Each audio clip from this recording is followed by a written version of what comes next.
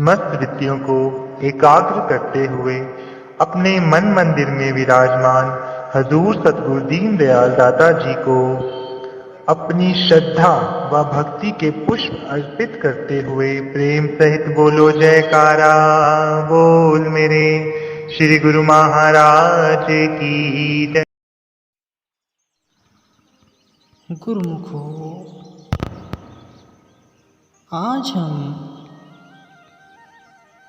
एकलव्य की जीवन शैली के बारे में आपको बताएंगे। एकलव्य व्यक्तित्व के बहुत धनी थे। महाभारत काल में एकलव्य नाम का एक निर्धन बालक हुआ था,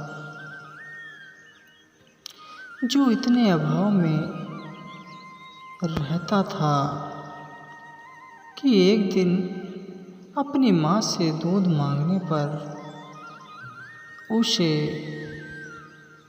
चोक यानी खिरिया का सफ़ेद घोल मिला और उसी को दूध मानकर उसने पिया था।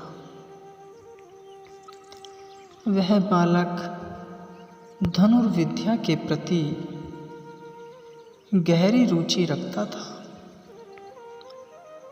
उसके जीवन का उद्देश्य था एक महान तीरंदाज बनना।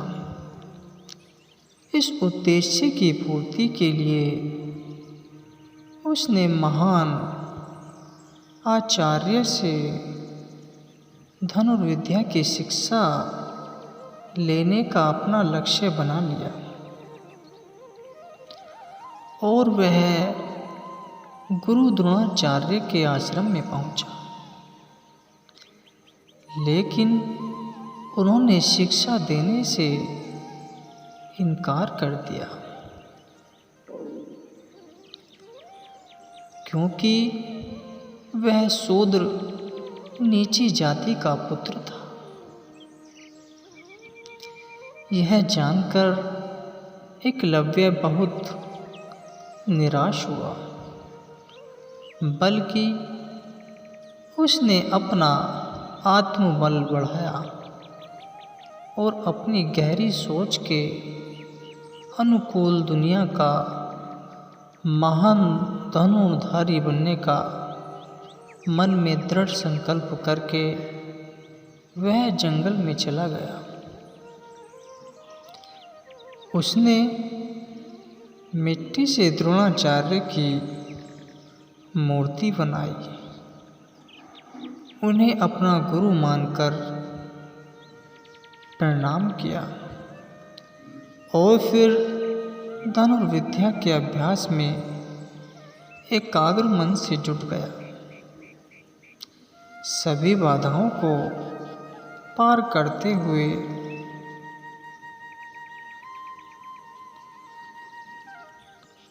वह कुछ समय बाद इस विद्या में इतना निपुण हो गया कि एक दिन उसने एक साथ अपने 7 बाणों से एक कुत्ते का मुंह बांध दिया। वह कुत्ता अर्जुन का था, जो गुरु द्रोणाचार्य का शिष्य था। अर्जुन एकलव्य की कौशल, चातुर्य, बुद्धि एवं निपुणता को देखकर दंग रह गया। उसने तुरंत आश्रम में जाकर अपने गुरु को यह आंखों देखा हाल सुना दिया। द्रोणाचार्य ने तत्काल उस बालक से मिलकर जब उसके गुरुदेव का नाम पूछा तो उसने उन्हीं की मूर्ति उन्हें दिखाकर कहा, आप ही मेरे गुरुदेव। उसी समय गुरु द्रोणाचार्य ने एकलव्य से गुरु दक्षिणा के रूप में उसके सीधे हाथ का अंगूठा मांगा और उसने हंसते हंसते अपना अंगूठा काटकर उन्हें भेंट कर दिया। दोस्तों, यह प्रसंग हमारे जीवन को सफल बनाने में बड़ा महत्व है, क्योंकि इसमें व्यक्तित्व विकास के सभी आवश्यक तत्व स्पष्ट हो जाते हैं, जो इस प्रकार से हैं। हम सकारात्मक सोच के साथ अपना जीवन लक्ष्य तय करें। एकलव्य का जीवन लक्ष्य था सर्वश्रेष्ठ धनुर्धारी बनना। लक्ष्य अपनी गहरी रुचि के अनुरूप हो, ताकि हमें आगे चलकर निराश होना न पड़े, क्योंकि एकलव्य भील नीची जाति का था। उसकी शुरू से ही इच्छा तीरंदाजी में थी। इस इच्छा शक्ति को उसने सुदृढ़ किया था। लक्ष्य की ओर बढ़ने से पहले हम इच्छा शक्ति में दृढ़ता लाएं, अन्यथा कार्य के बीच अवरोधों के आ जाने से हमारी इच्छा शक्ति प्रभावित हो सकती है। शूद्र नीची जाति का पुत्र होने के कारण एकलव्य को गुरु द्रोणाचार्य ने अपना शिष्य बनाने से इनकार कर दिया था। इसके बावजूद उसे श्रेष्ठ धनुर्धारी बनने के लिए महाराचार्य से शिक्षा प्राप्त करने की उसकी प्रबल इच्छा थी। वह तिरस्कृत हो जाने पर भी विचलित नहीं हुआ और उनकी मूर्ति मिट्टी से बनाकर उनको आदर्श गुरु मान लिया था। इच्छा शक्ति में दृढ़ता लाने के लिए मन में एक संकल्प लेना है कि हमें निर्धारित लक्ष्य पूरा करना है, क्योंकि मन की चंचलता के कारण संकल्प लिए बिना हम अपनी मंजिल तक नहीं पहुंच पाते। एकलव्य ने समर्पण की भावना से अपने संकल्प को कायम किया और इससे वह अपने 7 बाणों से अर्जुन के कुत्तों का मुंह बांधने में सफल हुआ।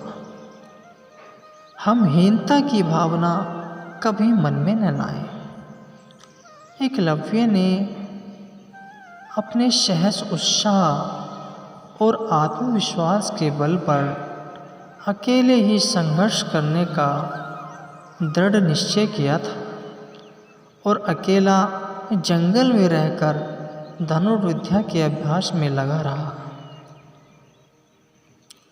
हम स्वयं को कभी अभावग्रस्त न समझें, अकेला न समझें। एकलव्य ने अपनी आंखों के सामने केवल अपने लक्ष्य को रखा था, जिससे वह अपनी में निरंतर इजाफा करता रहा।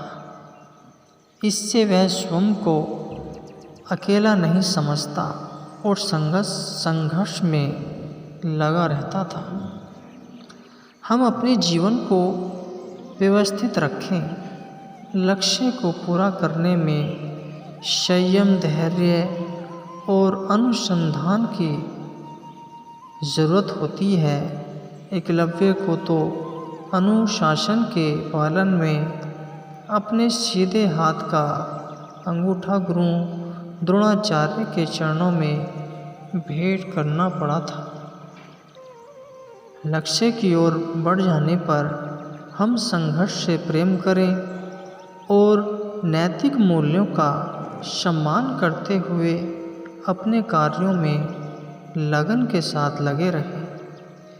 एकलव्य अपनी पूरी लगन के साथ संघर्ष में लगा हुआ था, अकेले प्रैक्टिस में लगा हुआ था और अपने चरित्र के बल पर गुरु दक्षिणा में अपना अंगूठा उनके चरणों में समर्पित कर अपना सम्मान और उनका सम्मान बढ़ाकर रखा। इससे बढ़कर और क्या नैतिकता का सम्मान हो सकता है। वीडियो अच्छी लगे तो लाइक करना और कमेंट करना और चैनल को सब्सक्राइब जरूर करना।